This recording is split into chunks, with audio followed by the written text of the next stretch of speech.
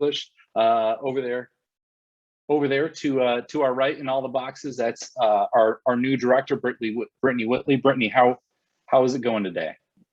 Having a real good day. Excited to be here. How about you, Dan? I'm pretty stoked to be here as well. I want to update everyone, and I'm going to put it in the chat. We have a link to an engagement if you would all like to participate on our Quorum platform. Just click on that link.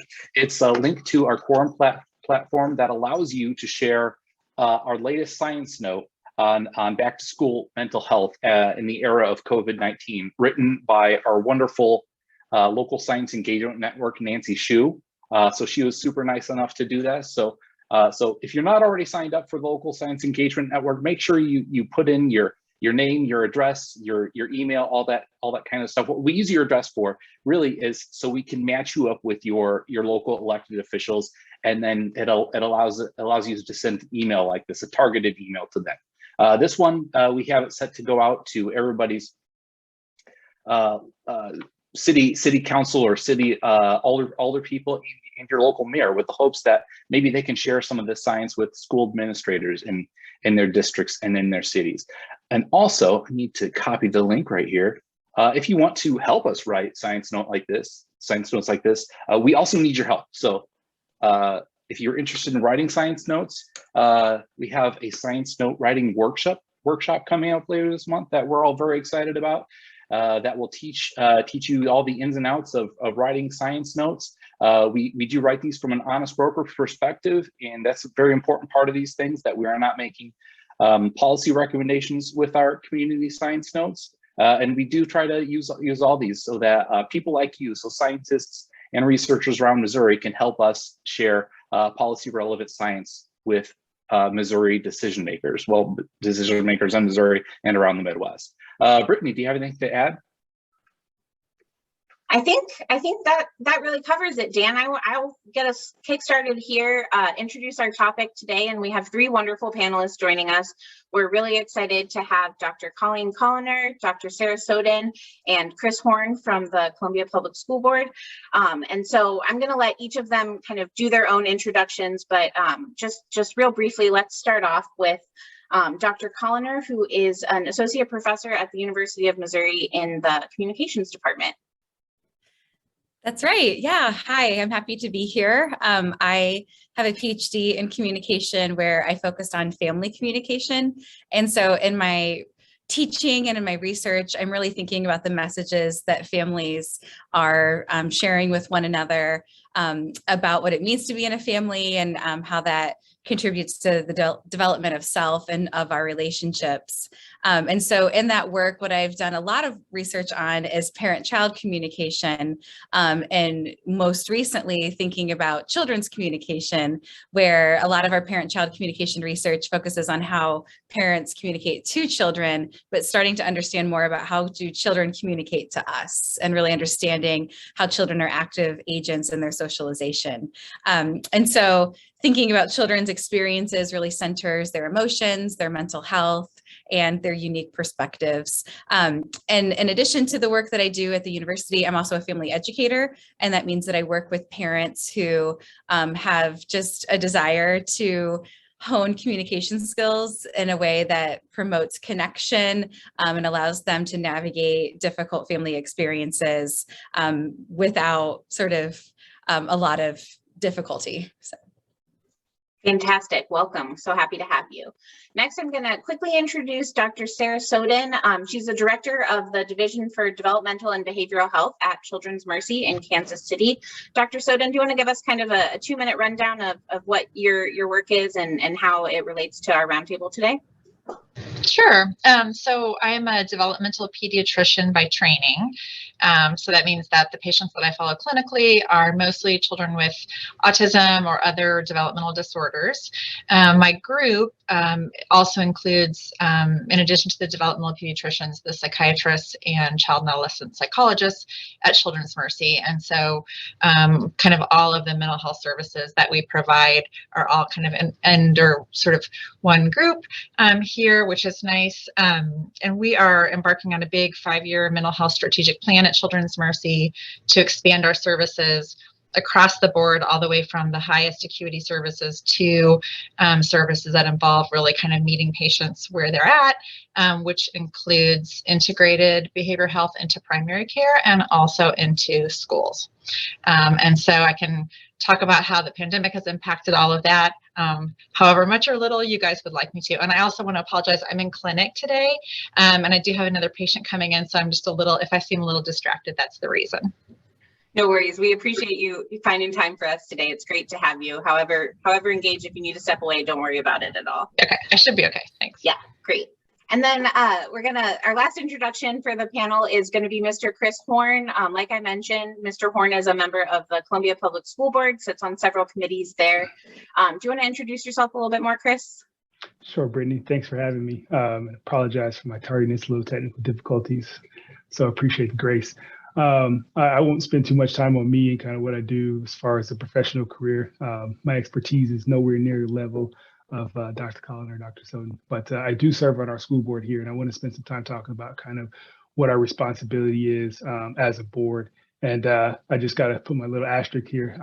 I don't have the authority to speak on behalf of the board. I'm just an individual person who happens to serve on a 7-member board, talking about some educational stuff today. And so, as a board, we're responsible for the governance of and the managing of one employee. So I think oftentimes kind of our roles and responsibilities get conflated and get confused. And certainly we do some things, particularly going through a pandemic, that doesn't help to dispel that. But in true essence, those are our two main responsibilities: governance and managing a superintendent. Under the governance umbrella, we manage manage the budget, we set policies.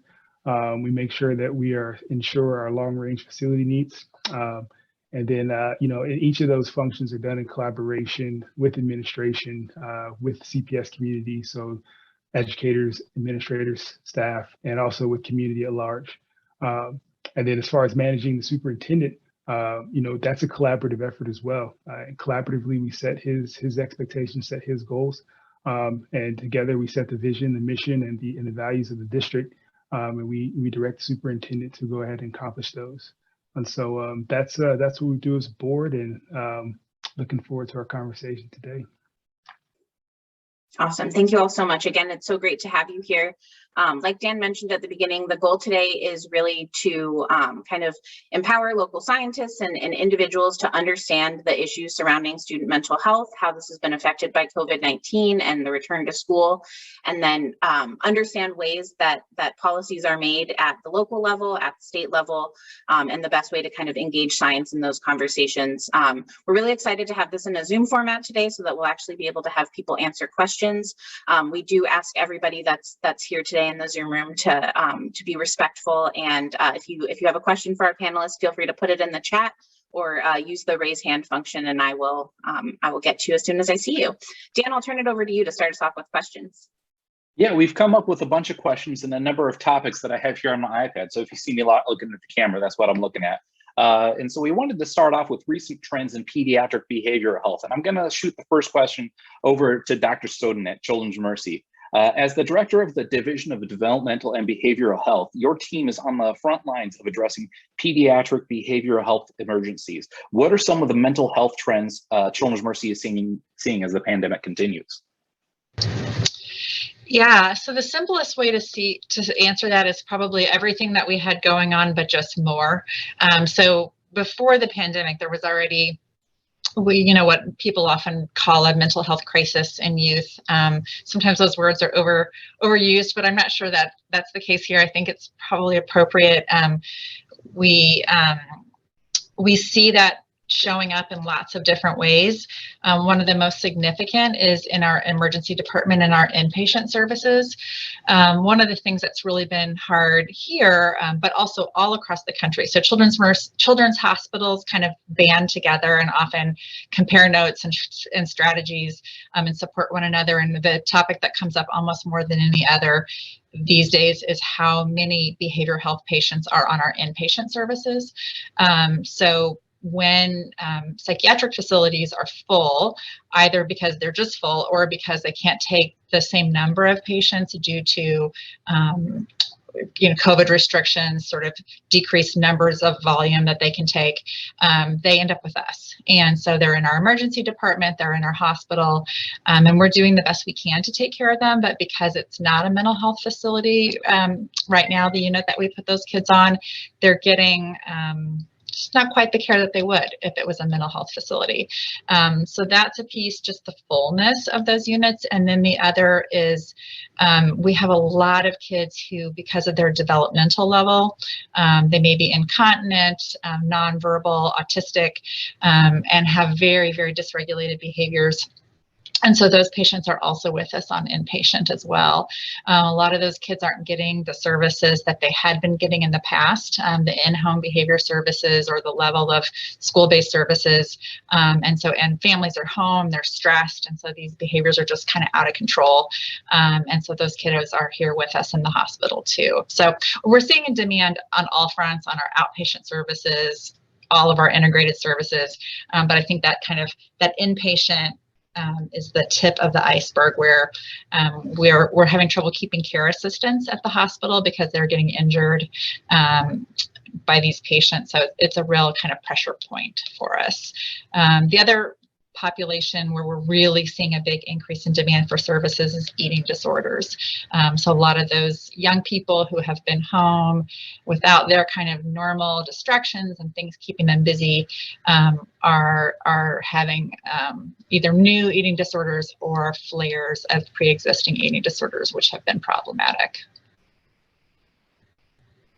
Yeah, from the hospital to the school, let's turn now to Mr. Horn from Columbia Public Schools. What's going on in Columbia Public Schools? What are the sorts of mental health needs are you hearing about from school districts, from the school district and the families in Columbia? How are Columbia Public Schools helping students deal with and some of the stresses as the pandemic continues? Yeah, I appreciate the question, Dan. So, something Dr. Soden said is, some of these things were here before the pandemic, and I don't think we can stress that enough. And so, the range of the mental health needs we're seeing with our scholars continues to be broad and it continues to be challenging. Since the pandemic began, specifically, we've seen a particular increase in anxiety-related, mental concerns. One of the significant lessons we learned while going through this pandemic, it caused stress for everyone to a certain degree. And with that in mind, we give grace and we learn to recognize when someone needs more. Our mental health staff has been trained to recognize these signs when students, and particularly when staff as well, our stress levels require some intervention. And so teachers are trained to recognize these signs and know when to refer. And so if there's a student that's experiencing any stressors, with which that they can't cope, outreach counselors, school psychologists, and staff from the Boone County Mental Health Coalition are there to assist them by listening and connecting them with the school and the community resources that they need.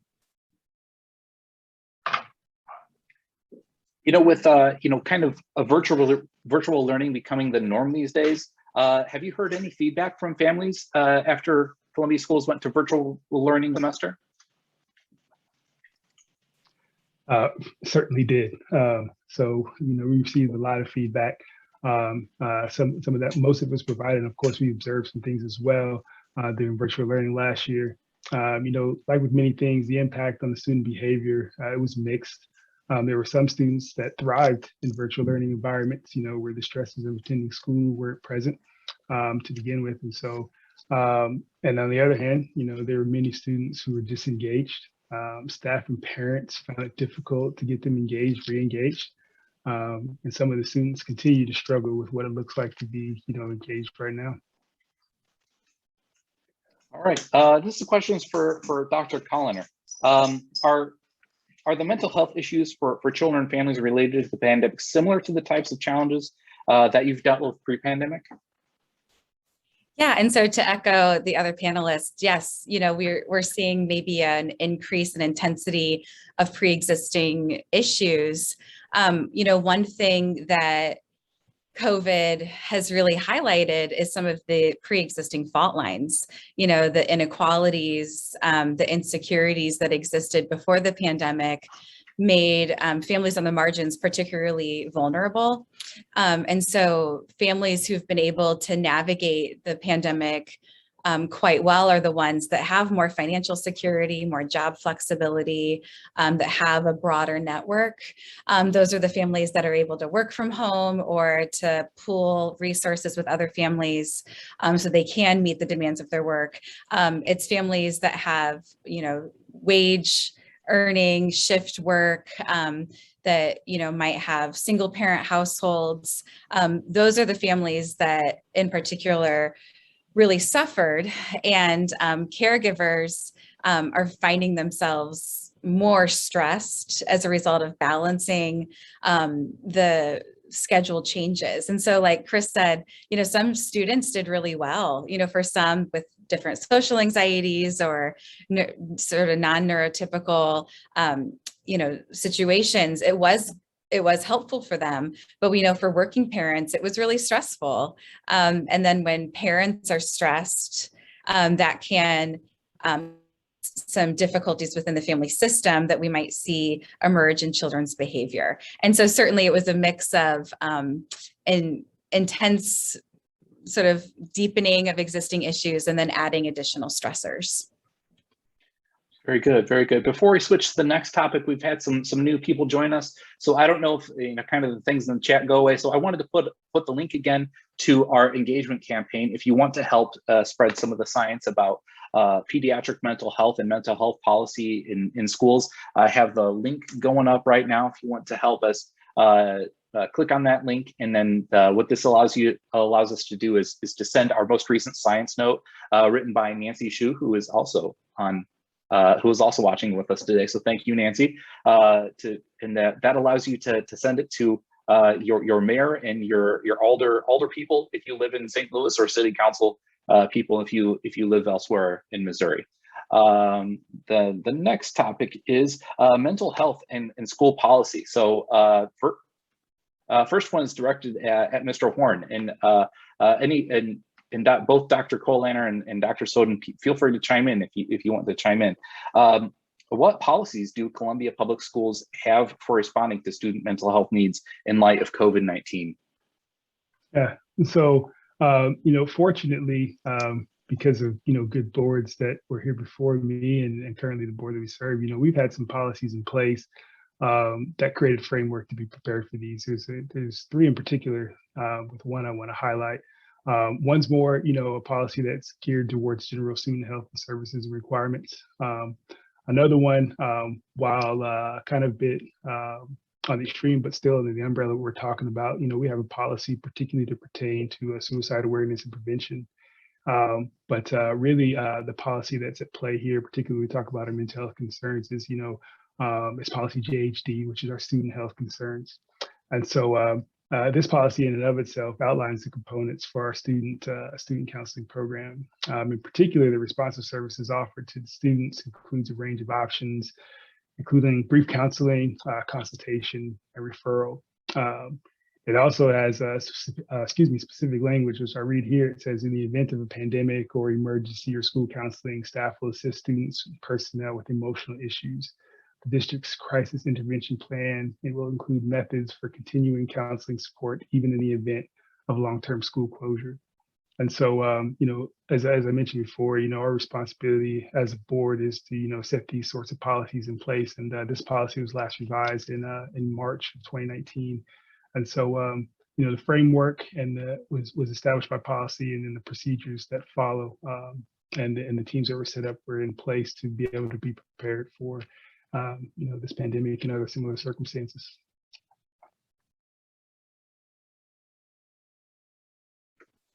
I was just saying before I forgot to unmute myself, that's really interesting, Mr. Horn. I'm going to throw you a little curveball here. I remember back when I was in high school, maybe I didn't feel, comfortable taking advantage of, maybe some school resources, and maybe I didn't want to, feel different from the other students. Are there any ways in which Columbia Public Schools are really encouraging students and scholars to take advantage of some of these resources? That's a great question, Dan. And so, in the policy language in and of itself, we recognize that students were going to fall into that category in and of itself. And so, as we mentioned earlier, you know, our educators and subsequently our staff with our counselors and our psychologists, they're trained to identify these sorts of things and to seek scholars out that are in need of these services, and do so in a way that you know, that honors their dignity and makes sure that they can be taken care of in the most respectful manner, and also make sure that they can still participate in their educational experiences as well. And I want to remember, if you're watching our panel right here, and if you have any questions, write them in the chat and we'll read them out loud. Or if you feel brave enough, you know, hold up your hand, and Brittany will click on you and allow you to ask your question live. I also want to remind everybody that we have a little after party going on after this for us all to I guess commiserate and meet each other. So that's optional if you want to attend. But I'll jump on to the next question. And this is going to be directed at both doctors, Soden and Colliner. What are some of the scientific considerations that policymakers should look at when building policy surrounding mental health in schools?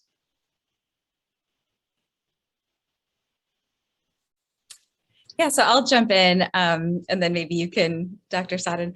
You know, I think just data is the most important consideration when we're making decisions from a scientific standpoint. You know, the power of a single story can be very convincing, but when we start to look across experiences, we can kind of see that there are some similarities in experiences, and there can be some bias if we're only pulling from a limited scope of perspectives. And particularly with children, as we think about data about children, often as adults, we're making inferences, you know, and so really to make decisions using a child's perspective means data that comes from children. And sometimes we have to be creative with how we do that, you know, and so as we're interacting with children to understand their experience of the pandemic, or, you know, their understanding of COVID, it might mean that we're learning their experience through methods such as play, you know, or through art, or having them sort of convey their experiences to us, and really centering their perspectives that are so unique when we're trying to make decisions, rather than sort of viewing our adult experience as like this pinnacle that children should be elevated to.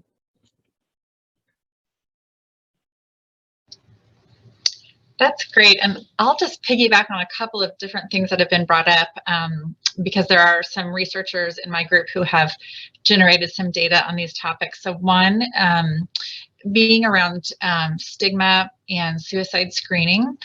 So one of the things that has been really interesting, I think, to see evolve is the reduction that we see in stigma around mental health issues amongst youth. So young people in general are so much more comfortable talking about these issues than their parents and their teachers and the generations that preceded them. When we began doing universal screening, suicide screening at Children's Mercy, which I think this has applications to thinking about it in the schools as well, one of our researchers really set out to work with parents and to see how, there was concern, would parents be fearful? Would parents push back? Would parents think that we were suggesting worries for their youth that weren't already there, implanting ideas? And her sort of exhaustive review of interviews with parents around the issue of suicide screening indicated that indeed it was quite the opposite, that the parents were thankful and appreciative, and not, once we explained what we were doing, were not fearful that we were going to be giving their young people ideas that they didn't already have. And in fact, most parents are very aware of the fact that suicide is one of the top 2 leading causes of death in teens. And so we're quite thankful that steps were being taken to check on kids and see how they were doing. And so that was, I think, really informative and really helpful in guiding our decision making at Children's Mercy to not just do suicide screening in youth with mental health conditions, but rather across the hospital system.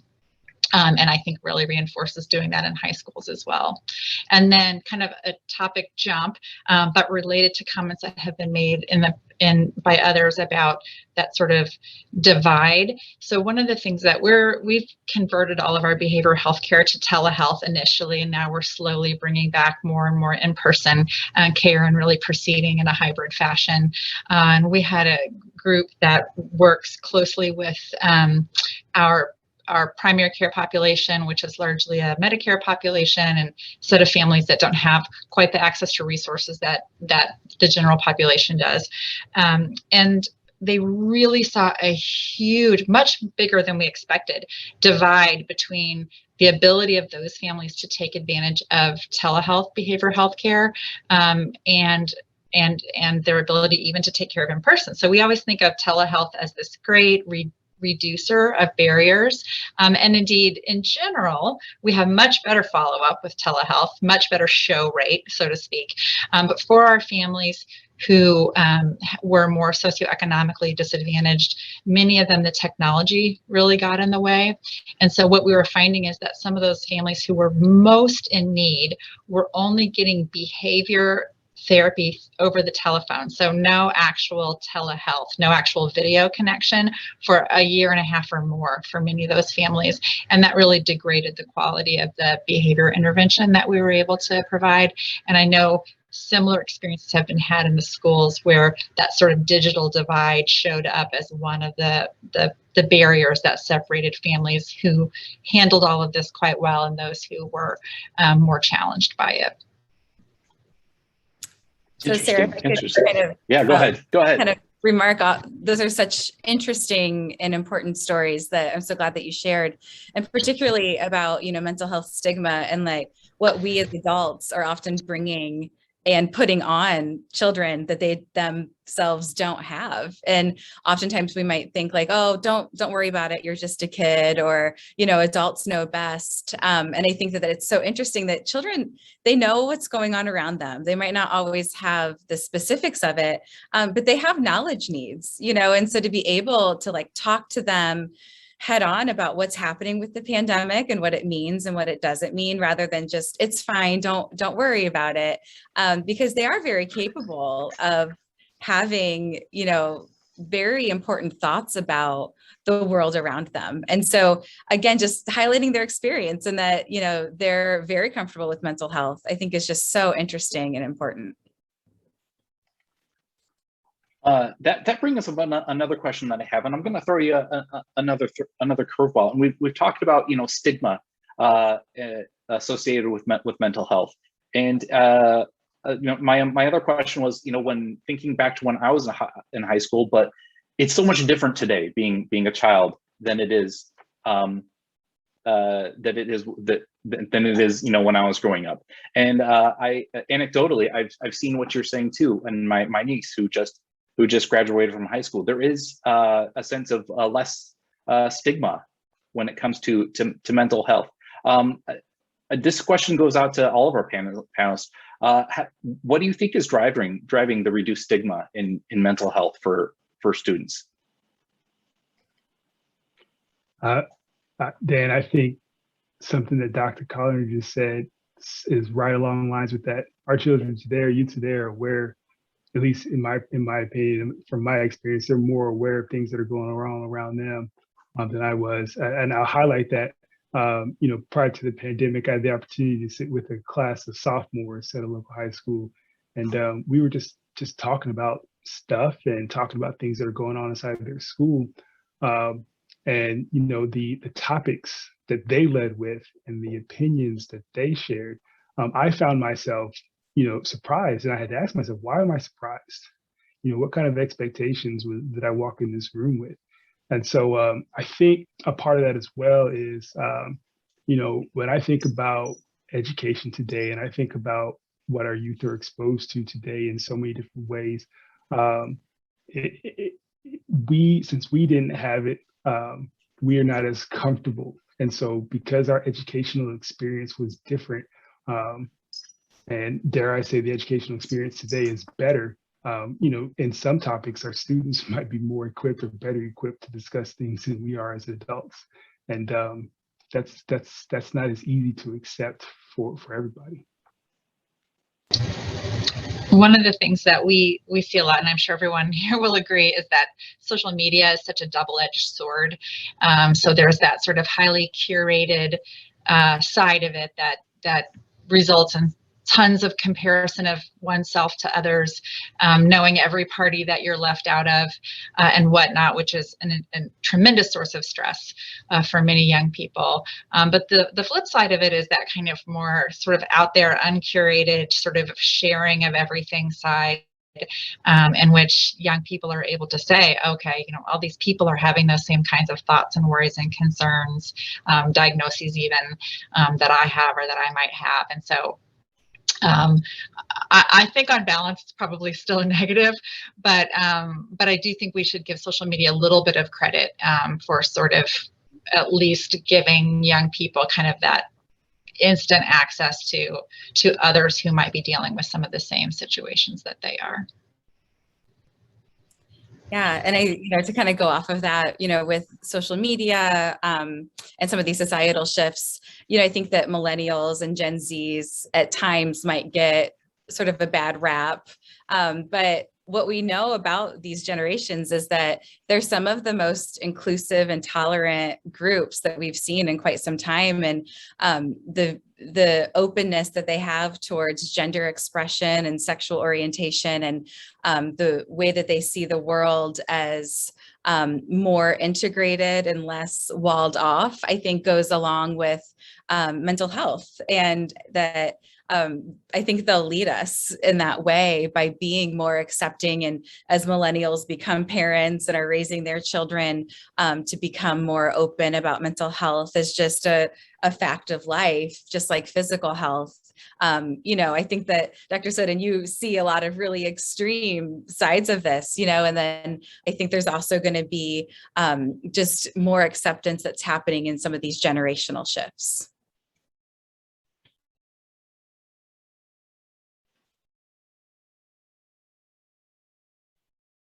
All right. To Dr. Koliner, you got a nice compliment on the chat. Very nicely said. Says Kanishka, I can never pronounce your name. I'm sorry, Kanishka. Siklig. I'm sorry.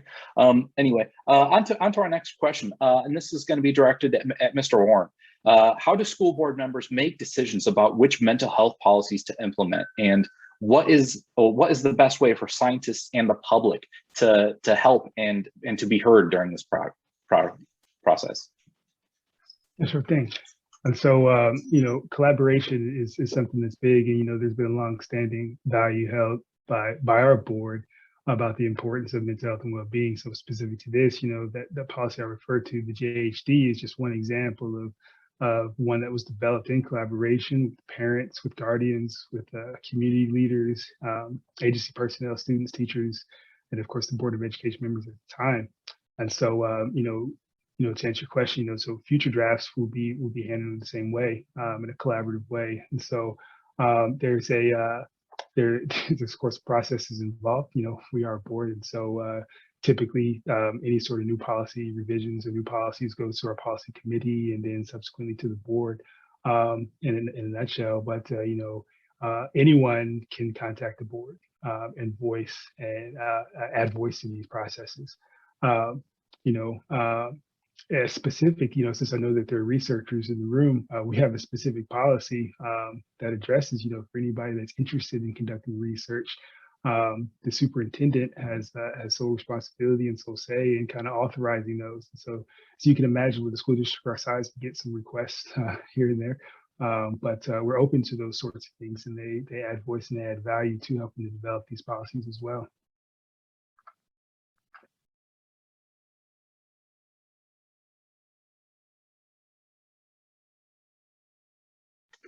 So sorry. And I want to remind everybody again who's watching, raise your hand if you want to ask a question live. to any of our participants, our guests here, or type it in the chat. We really appreciate it. And we're coming in on the tail end of our questions here. So one of the last ones will go to Dr. Colliner. As a communications researcher, what sorts of skills and strategies are available to families as they work to cope with a constantly changing school environment? Yeah, and I think parent education is so key. I often talk to parents who feel really stressed or unsure of what to do, and they come and they say, I don't have any strategies. And I said, of course you don't. Like, there's no manual, like there's no like step-by-step guide here. And I think the closest thing that we have to a manual is the research, right? What works for most families across different contexts. And we'll see that, these kind of behaviors correlate to these kind of outcomes. This is what we tend to see. So we can try this out and see if that works for you. But science communication is so important, right? Because a lot of this academic research is behind a paywall and is written in, jargon that doesn't always translate. So I think the importance of these science notes that you're doing, of partnering with schools. I think school counselors are boots on the ground, like in front of kids day in and day out, and have such a advantageous place to offer education. I think that the internet is providing so much content these days. It's almost overwhelming to know, like, who are the people that are giving good info to support families. But there's a ton of research out there. And so I think that if families are really struggling, reaching out to school counselors to get resources, reaching out to pediatricians to get research-based resources. And then, I know that mental health practitioners are overloaded right now, but often if you're reaching out for referrals, if they aren't able to take you in right away, oftentimes if you ask, like, are there some resources just for education that I can tap into, they can offer that as well. Boone County also has a parent education opportunity that is free for parents. And so you can go and work with people who are trained in research-based, evidence-tested training programs as well. So lots of information out there. It's just a matter of finding the right portal to get those needs met. Very, very interesting. Very interesting. Let's talk about communicating with students and parents.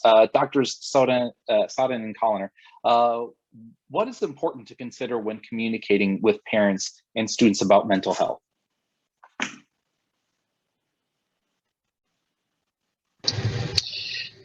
So I think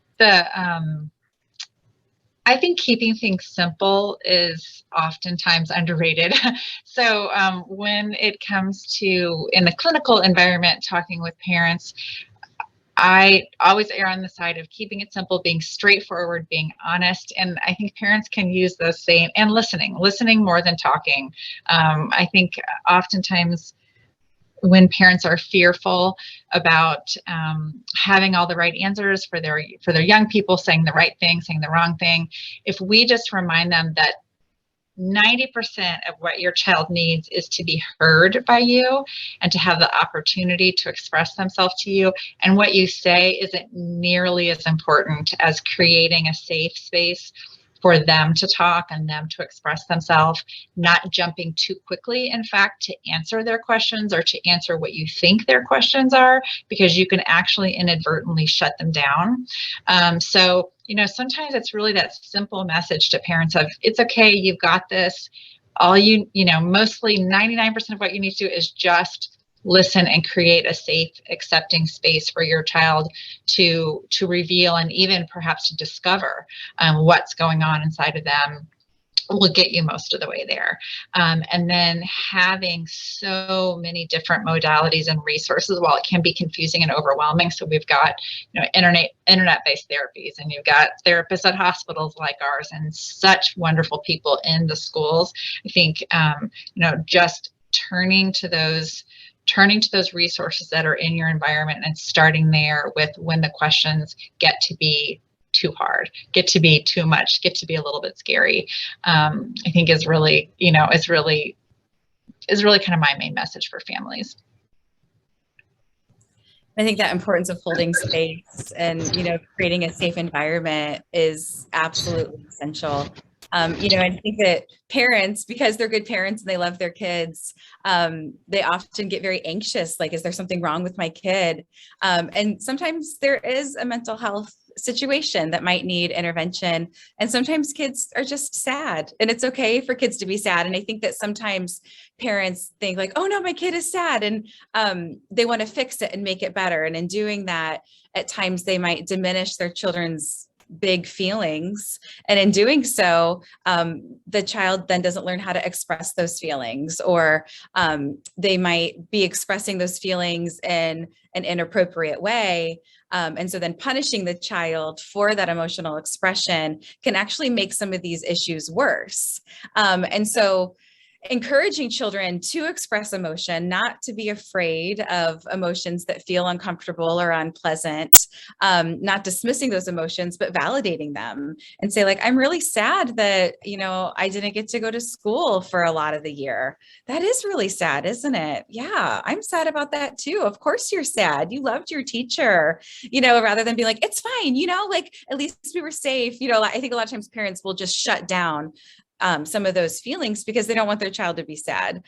Or if a child is expressing that sadness, think like, oh, there's something wrong with my child. Maybe not. Maybe they're just expressing really big feelings and doing it in a big way, which we all kind of do sometimes too, And so just having children have the ability to express emotions, and separating behavior from emotions. All emotions are fine. All feelings are good feelings. Some behaviors need to be modified, right? It's okay to be angry. Of course you're angry. You didn't get to go to your prom, or you didn't get to, finish that big assignment with your group. That you're mad. Not okay to yell at me, not okay to throw your computer, but like, yeah, if you need to be mad, write about it, go play the drums, like, get these feelings out, because then we're all just going to feel better. Okay. Kind of on the same lines, Mr. Horn, I imagine you are somebody who has probably a lot of conversations with parents in your school district. We talked a little bit about some of the resources in Boone County for parents, but I generally, how do you in Columbia Public Schools communicate with parents? Thanks, Dan. Before I answer that, I got to acknowledge those answers were fantastic. When we think about communicating, particularly from a school district perspective, we think it's going out, but listening is so important. It's just so important. So I appreciate you sharing that, and then providing safe spaces for people to get their emotions out and separating emotions from behaviors. Fantastic. So thank you too for sharing that. So as far as us and kind of how we communicate with our students and parents and our teachers, particularly as it pertains to mental health needs, Columbia Public Schools communicates the availability of the resources on their website. And so we also tailor these sources to student well-being and staff access to free confidential counseling. And so we want everybody to know that's available to them. We also provide parenting resources on our website, and we also provide periodic school-based workshops hosted by mental health staff and the community agencies that we do partner with. And so, from a community-wide perspective, that's kind of some of the ways we communicate. At a building level, there's a variety of options for students and particularly for staff to seek mental health help when it's available. We communicate that through daily announcements, through newsletters, through posted flyers. We also have other platforms with which we communicate. For example, we've got Peach Jar, which is another way to communicate with folks and scholars about opportunities for assistance and for education and for mental health needs as well. All right, we're getting a couple questions in on the chat, and this one comes from Tariq. He says this might be kind of a technical question, but when it comes to communication research, how do you make sure that data is being collected evenly from different types of groups to prevent bias and make sure policy decisions get taken into account for all groups? Yeah, it's an excellent question. And it's a question that academics grapple with all the time. Unfortunately, the majority of our research is based on white, middle, upper class individuals. A lot of the family research is based on heterosexual families. And we don't have as much research on a diversity of experiences. And so then, of course, our data is very limited. And then we can't make good policy decisions. And so it's really on the burden of the researcher to make inclusive research designs a priority. And, it requires more involved methods of, being mindful of how are we soliciting participants. Just going through like Facebook or a Qualtrics panel or something like that might not get a wide variety. It might be fast, it might be easier, but it really often takes community engagement. Community enacted participatory research involves, making connections with organizations that are serving a variety of populations. And so there's no easy answer, but the researchers have to do it because the policymakers need it. All right. Well, we're getting close to our scheduled time to break here, so I'm going to open it up to anybody in our Zoom room here who wants to ask any questions. I'll give you a minute to raise your hand or unmute yourself.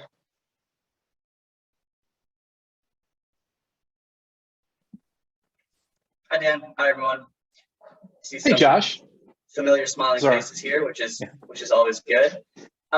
So for those who don't know me, I am Josh Mueller. I'm the Health and Mental Health Policy Fellow for MOSE. And so I've been working on some issues related to schools, but I think more generally something that I'm kind of interested in here is sort of the similarities and differences in dealing with trauma related to a pandemic compared to other sorts of things. Obviously, Missouri has had its share of natural disasters, things like that. What do we know in the context of schools about how students are affected by those other sorts of trauma? And then can we learn lessons from that as well?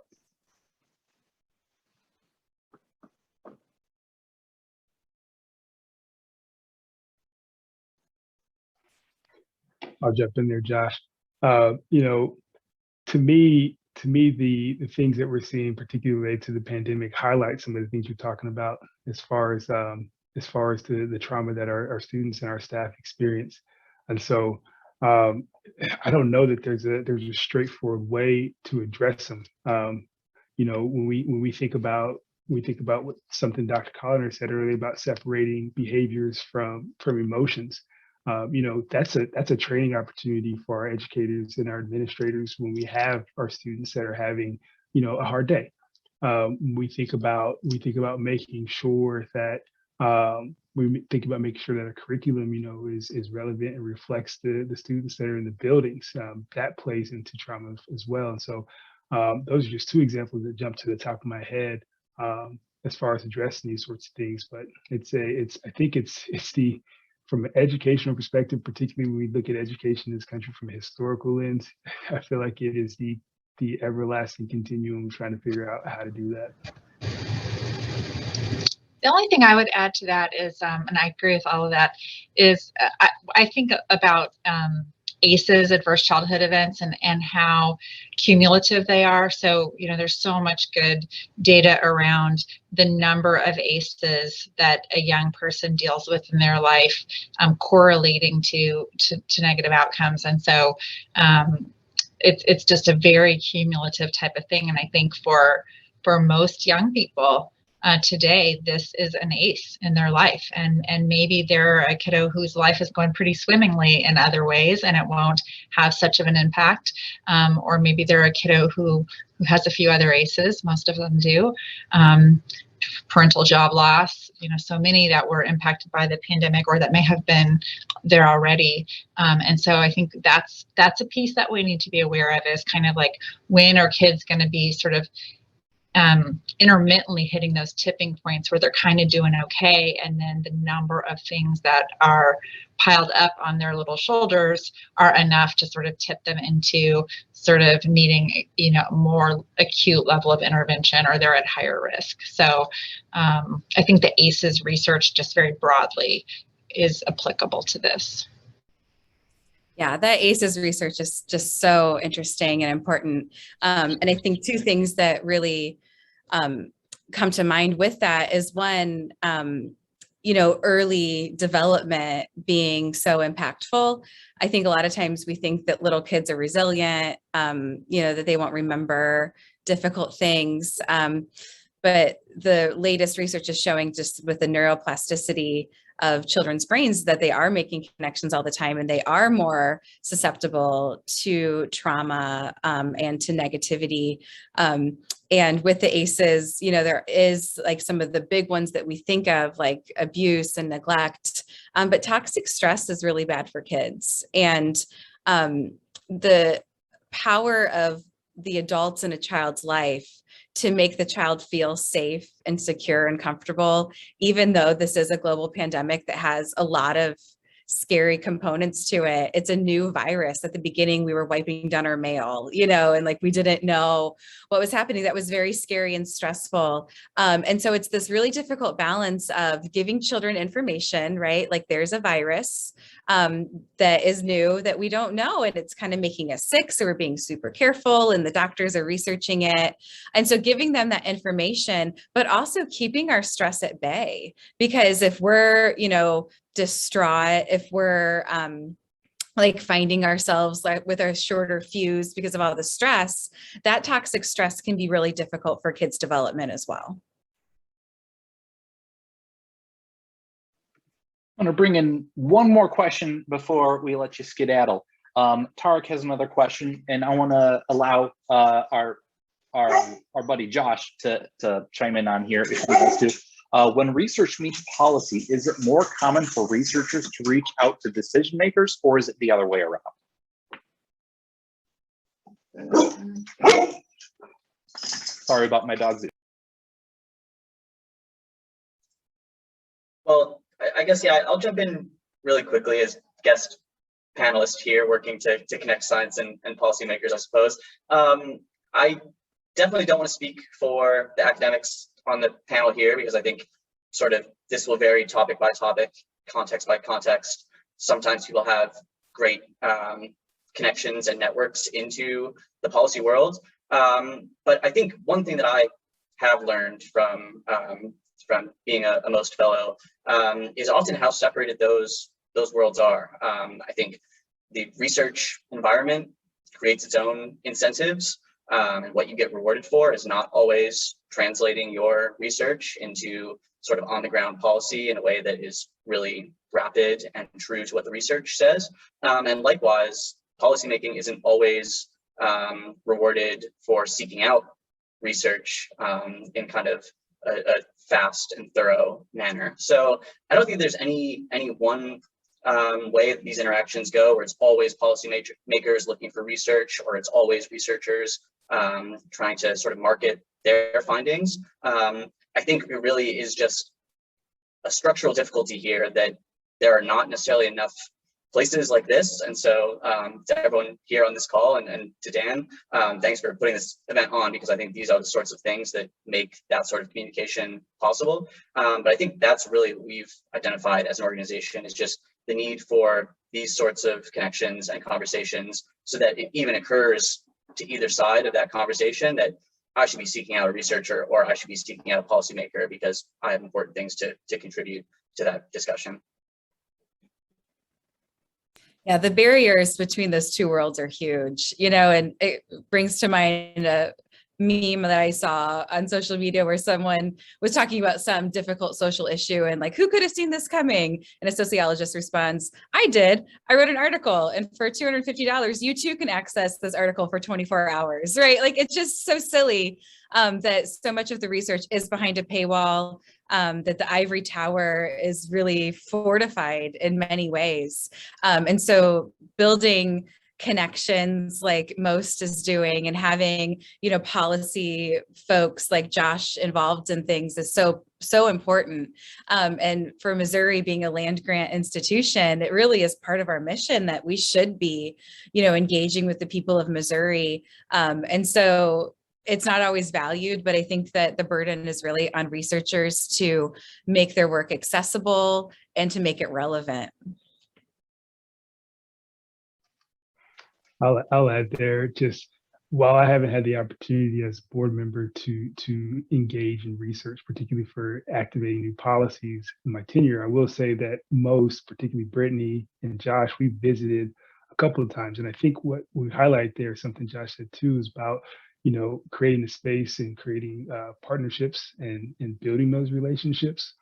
Because the framework is there. You know, we talked earlier about how we have a collaborative mindset when it comes to enacting policy in this district, and you know, the framework beyond that is there as well. You know, when we have policies that come up, they're publicly available, and so it just, and the time that it takes to enact a policy, there's just enough time and space and opportunity to collaborate and to engage with research, and so. It's a big credit to what you all done here at Most as well, and starting those out.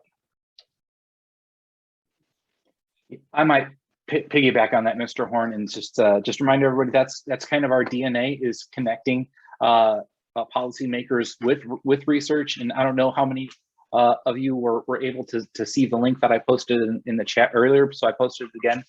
If you want to learn more about writing science notes like Nancy did for us, and she did it really quickly, that's really good on these topics. Click on the link.